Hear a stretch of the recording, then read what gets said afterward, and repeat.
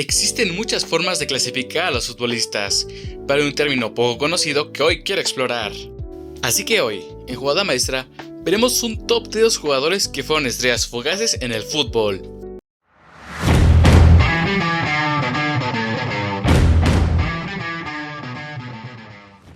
Antes que nada, ¿qué es una estrella fugaz?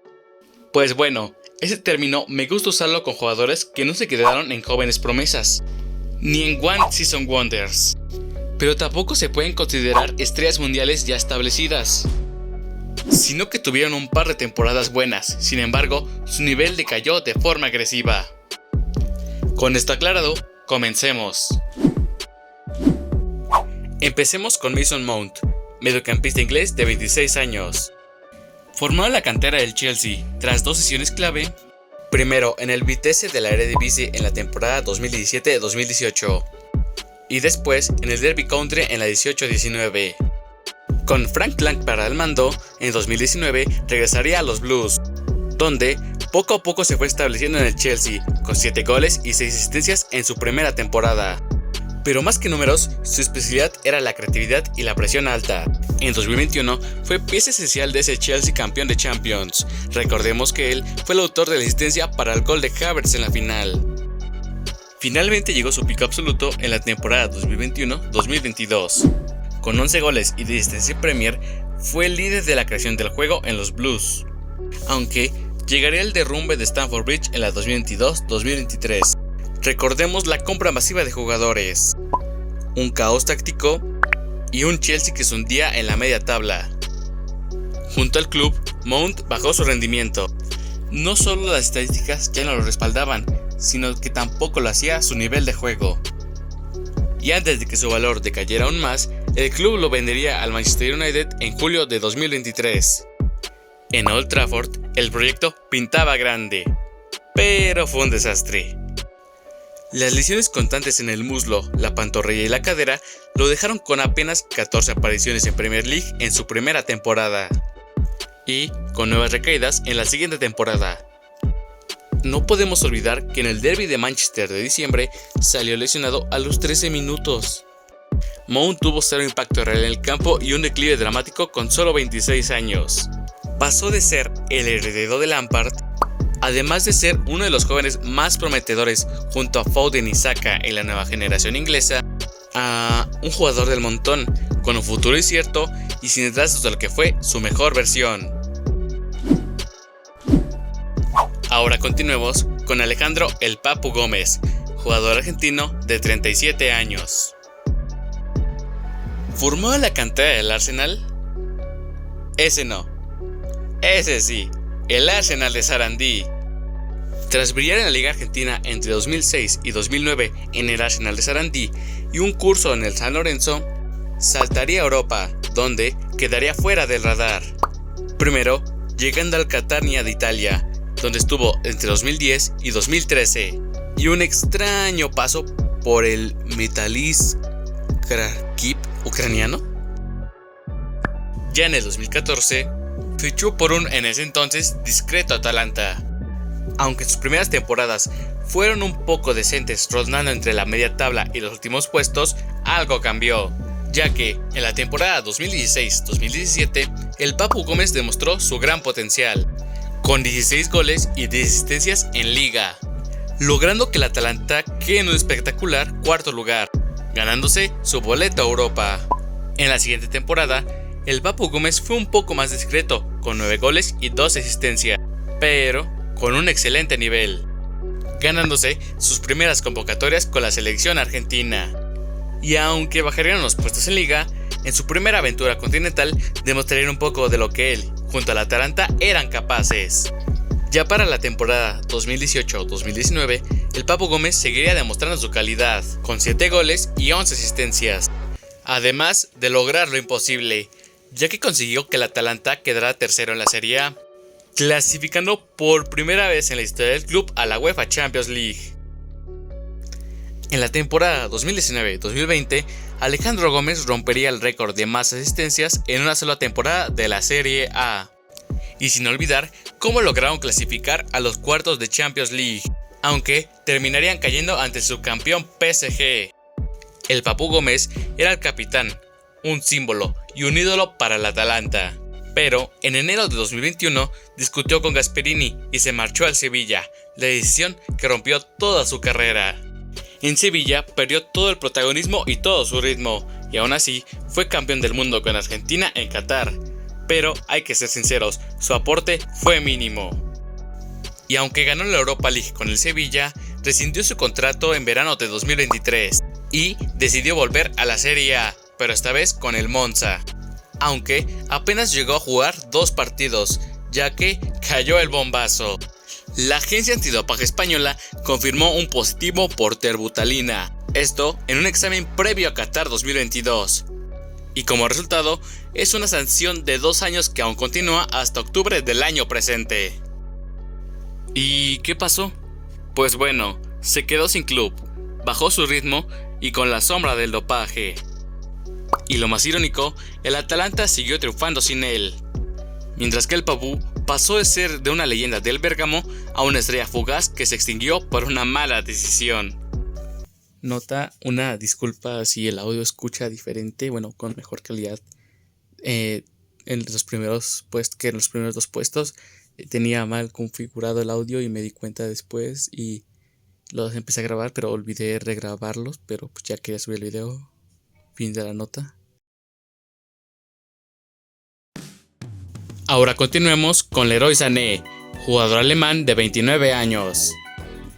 Surgido de la cantera del Schalke 04, fue parte de una generación prometedora que parecía destinada a cosas grandes. Tras alternar entre las inferiores y el primer equipo entre 2013 y 2015, explotó la temporada 2015-2016, ya que hizo 8 goles y 6 asistencias en la Bundesliga. Su talento llamó la atención de uno de los técnicos más exigentes del mundo, Pep Guardiola. El Manchester City lo fichó para su proyecto y, aunque su primer año fue de adaptación, ya en la 2017-2018 Leroy Sané tocó su techo. Con 10 goles y 15 asistencias en la histórica Premier de los 100 puntos, fue pieza clave con su regate, su velocidad y su desborde, lo que le valió al premio del mejor jugador joven de la temporada en la Premier League. Era inevitable incluirlo en el futuro del fútbol alemán, aún y con que no estuvo en la convocatoria para Rusia 2018. En la temporada 2018-2019, Leroy Sané mantuvo su buen nivel con 10 goles y 11 asistencias. Además de que también aportó en Champions con 4 goles y 4 asistencias. Pero entonces, todo cambió. La temporada 2019-2020 fue devastadora. Una terrible lesión lo dejó fuera casi toda la temporada, aún y con que esta se alargó debido a la pandemia, jugando apenas 6 partidos sin generar ningún gol. Aún así, el Bayern Múnich confió en él y lo fichó para su equipo campeón del sextete. Sin embargo, lo que parecía una nueva oportunidad fue solo una versión cada vez más apagada de aquel extremo eléctrico. En su primera temporada, generó 6 goles y 9 asistencias, aunque se podía excusar un poco con su lesión. Ya en la siguiente temporada, generó 7 goles y 7 asistencias en la Bundesliga, con una actuación destacable en Champions con 6 goles y 6 asistencias. Ya en la 22-23, sus números fueron muy parecidos, con 8 goles y 7 asistencias en la Bundesliga. Y en la 23-24, a pesar de 8 goles y 11 asistencias, las críticas solo crecían por su falta de intensidad. Nadie lograba ver en Sané a su versión de Guardiola.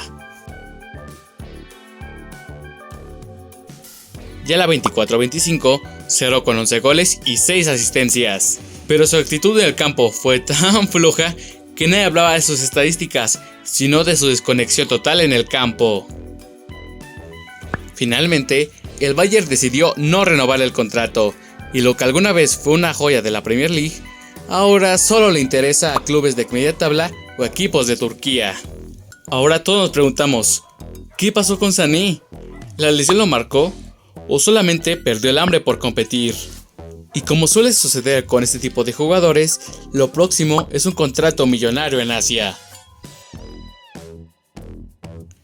Ahora continuamos con Memphis Depay, jugador holandés de 31 años. Formado en la cantera del PSV Eindhoven, un club cazador de talentos que nos dio figuras como Romario, Ronaldo Nazario, Gakpo o Park Ji-sung. Tras un par de buenas temporadas en Holanda, en 2015, el Manchester United apostó fuerte, ya que pagó 34 millones de euros por la nueva joya holandesa. Pero llegó justo en el inicio de la crisis del club, y aunque tuvo oportunidades, nunca dio la talla.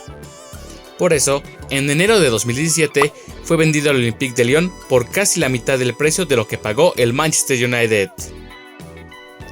En Francia, la explosión de Depay fue inmediata.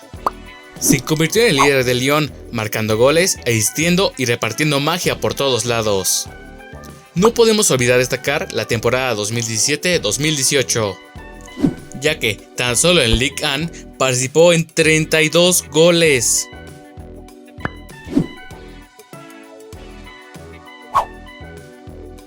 Sin duda, su pico fue en la Champions de la temporada 2019-2020.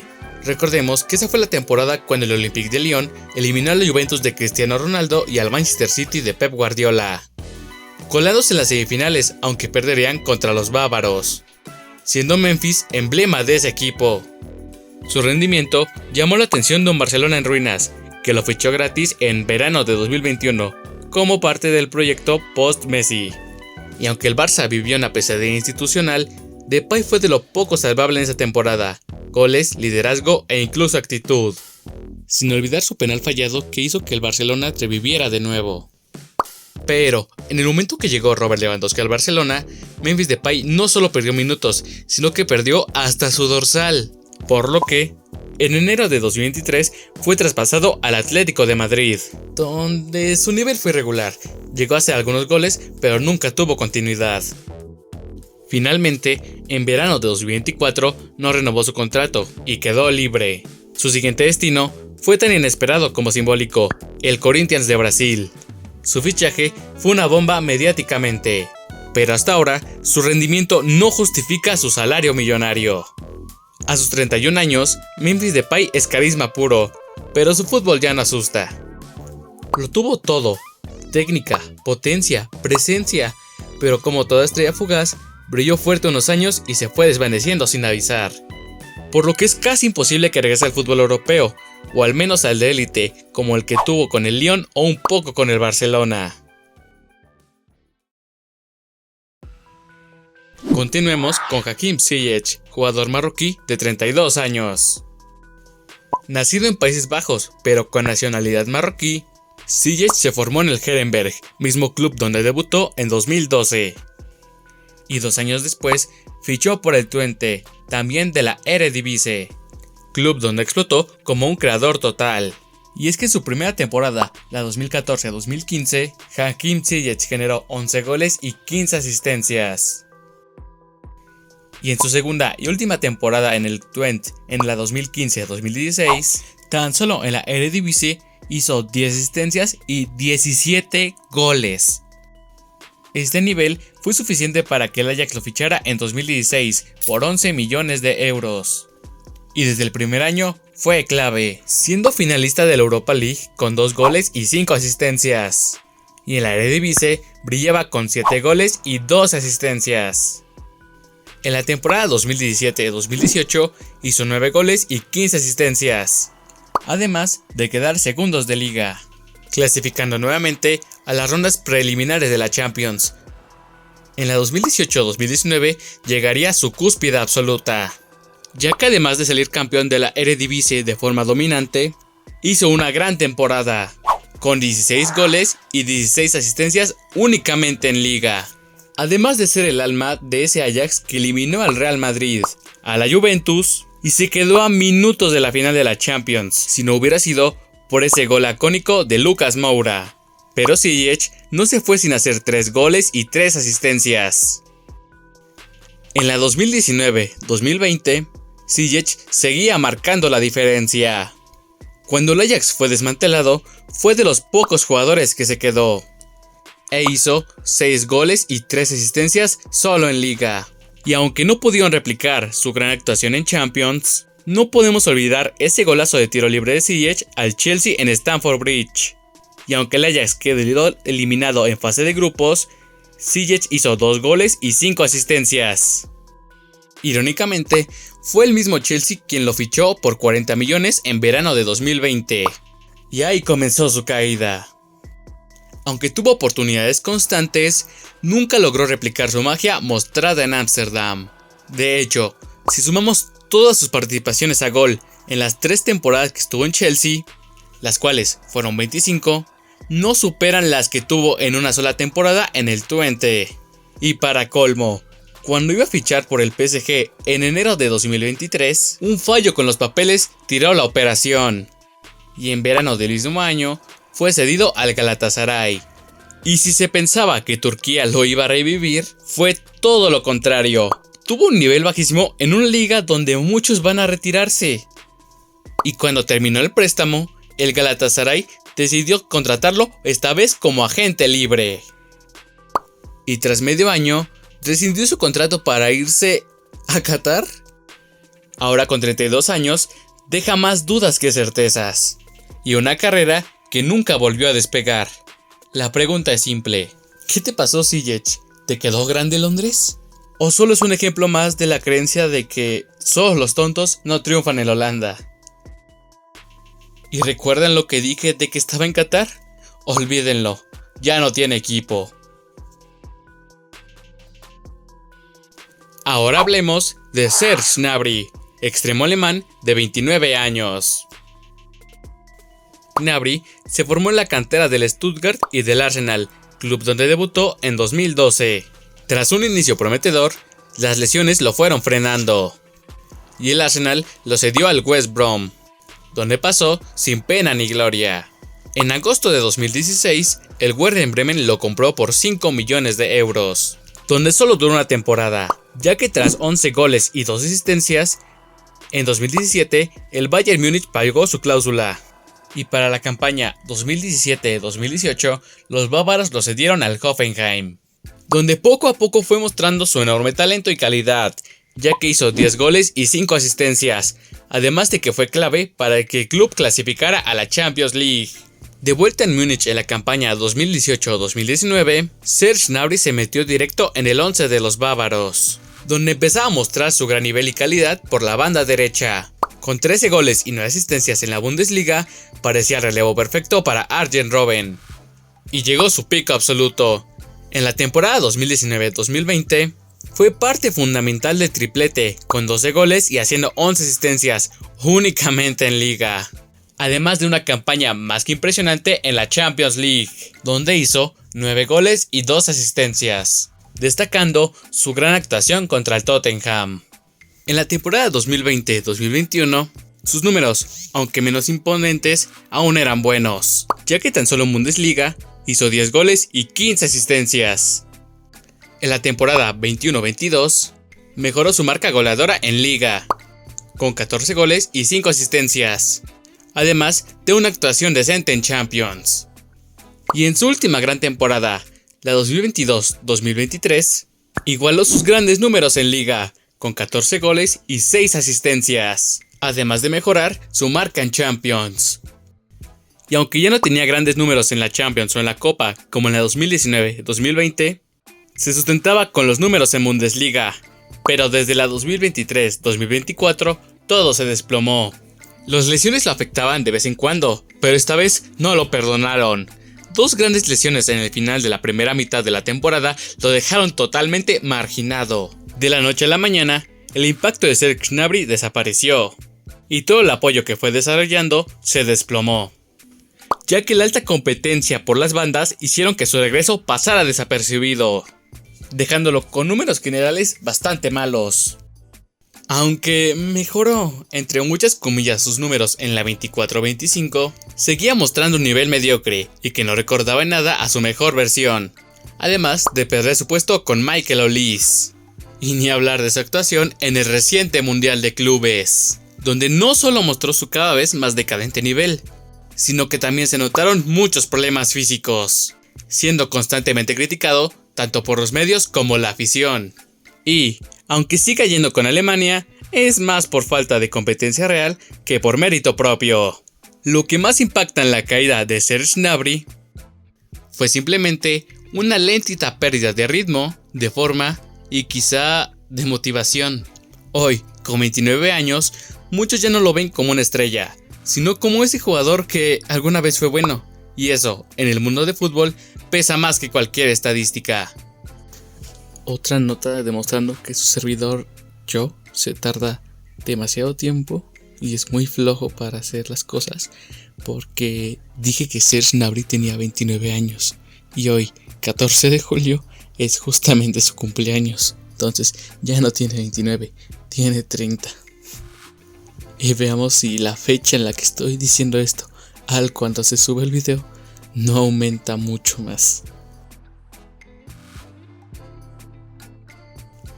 Finalmente, cerramos este top con broche de oro, o mejor dicho, con una estrella que brilló tanto que su caída fue aún más dolorosa. Ahora hablemos de Raheem Sterling, extremo inglés de 30 años. Sterling comenzó su camino en el modesto Queen's Park Rangers, antes de ser fichado por el Liverpool aún siendo muy joven. Sterling debutó en 2012 y poco a poco fue ganándose más minutos. Y ya para la 2013-2014 fue clave en aquel Liverpool con Suárez y Sturridge, haciendo 9 goles y 5 asistencias. Su talento y potencial le valió el Golden Boy de 2014, el premio al mejor jugador joven del mundo.